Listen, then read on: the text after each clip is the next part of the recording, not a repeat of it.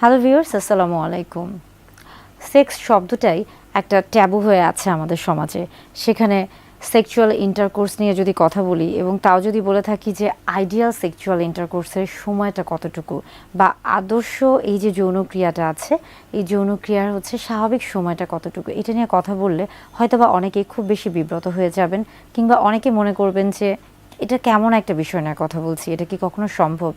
আসলে আমরা বলে থাকছি যে যৌনক্রিয়া তো প্রত্যেকটা নারী পুরুষ, প্রাপ্তবয়স্ক নারী পুরুষের ক্ষেত্রে খুবই স্বাভাবিক এবং প্রাকৃতিক একটি প্রক্রিয়া।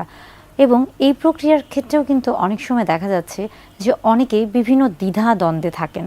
অনেকেই হচ্ছে আমাদের সমাজে এমন অনেকেই আছেন যারা এটা নিয়ে কথা বলতে চান না, আবার অনেকে আছেন যখন তারা কথা বলছেন তখন সেখানে একটা কেমন জানি একটা বিরূপ মনোভাব নিয়ে কথা বলে থাকেন, হয়তোবা একটু কেমন জানি খোঁচানো একটা স্বভাব নিয়ে কথা বলে থাকেন। যেমন অনেক পুরুষদের ক্ষেত্রে দেখা যায় যে তারা যখন হচ্ছে তাদের বন্ধুবান্ধব বা আপনজনদের সাথে এই ধরনের কথাগুলো বলে থাকেন, তখন একজন আরেকজনকে খোঁচা দিয়ে বলেন যে তিনি তো অনেক লম্বা সময় ধরে সহবাস করেছিলেন, বা তার স্ত্রীকে তিনি হচ্ছে অনেক কষ্ট দিয়ে হচ্ছে সহবাস করতে পেরেছেন, কিংবা তার স্ত্রী তার কাছে হেরে গিয়েছে, তিনি জিতে গিয়েছেন।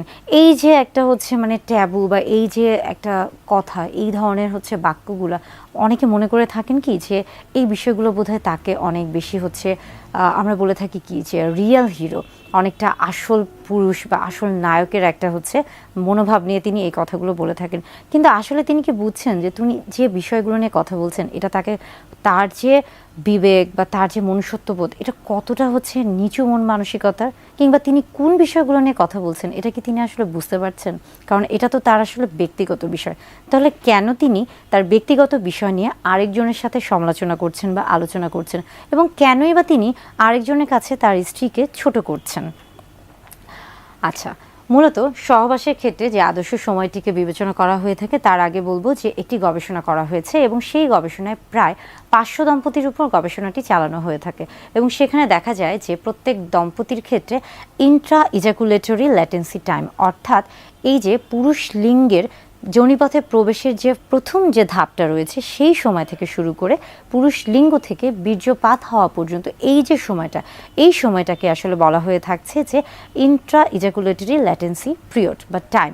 এই সময়টা আসলে মূলত হচ্ছে এক এক দেশে এক এক রকম, এবং এটা নির্ভর করছে বেশ কিছু বিষয়ের উপর।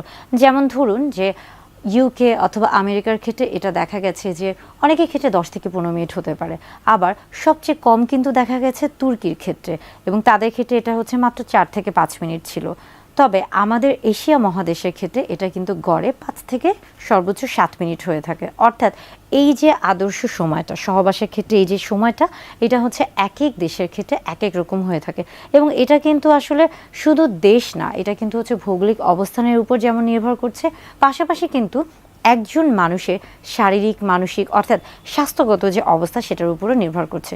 ধরুন একজন অনেক বেশি হচ্ছে রোগে আক্রান্ত এবং অনেক ধরনের ওষুধ খেয়ে থাকছেন, কিংবা তিনি বেশ কিছু আমরা বলে থাকি ক্রনিক ডিজিজ বা কোমরবিড কন্ডিশন, যেমন ধরুন যে ডায়াবেটিস বা উচ্চ রক্তচাপ, এই ধরনের সমস্যায় ভুগছেন, কিংবা অনেক বেশি ওজন আধিক্য রয়েছে তার মধ্যে, তার তাহলে কি তিনি কি আসলে হচ্ছে একইভাবে কি সেই আদর্শ সময়টি বজায় রাখতে পারবেন? না, তার ক্ষেত্রে কিন্তু এই সময়টি পরিবর্তন হয়ে থাকবে।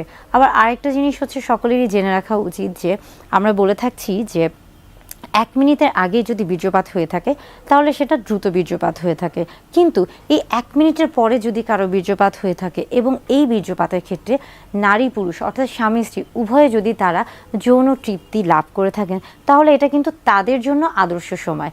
অর্থাৎ ওই যে আমেরিকা বা ইউকে বা তুর্কি বা এই যে এশিয়া মহাদেশের এই যে সময়টা, এটার সাথে আসলে কখনো নিজেকে মেলাতে যাবেন না। আপনার এবং আপনার সঙ্গীর যে সময়টা, এই সময়টা আসলে আপনারা দুইজন সঠিকভাবে উপভোগ করতে পারছেন কিনা, এবং সেখানে আপনাদের অর্গাজম হচ্ছে কিনা, বা আপনারা সর্বোচ্চ যৌন তৃপ্তি লাভ করতে পারছেন কিনা, বা আপনারা হচ্ছে স্বাচ্ছন্দ্য বোধ করছেন কিনা, এটাই মূলত হচ্ছে আসলে আদর্শ সময়।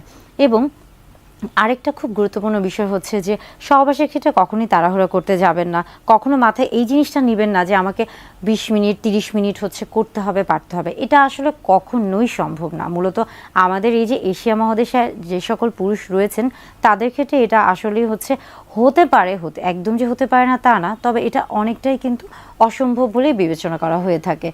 তাই সময়ের পিছনে আসলে না ছুটে সময়টাকে উপভোগ করুন এবং দুজন দুজনকে প্রাধান্য দিন, দুজন দুজনের ভালো লাগার উপর প্রাধান্য দিন, দুজন দুজনের আসলে যৌন তৃপ্তিটা দুজন সর্বোচ্চ সুখ লাভ করতে পারছেন কিনা সেটার উপরে প্রাধান্য দিন।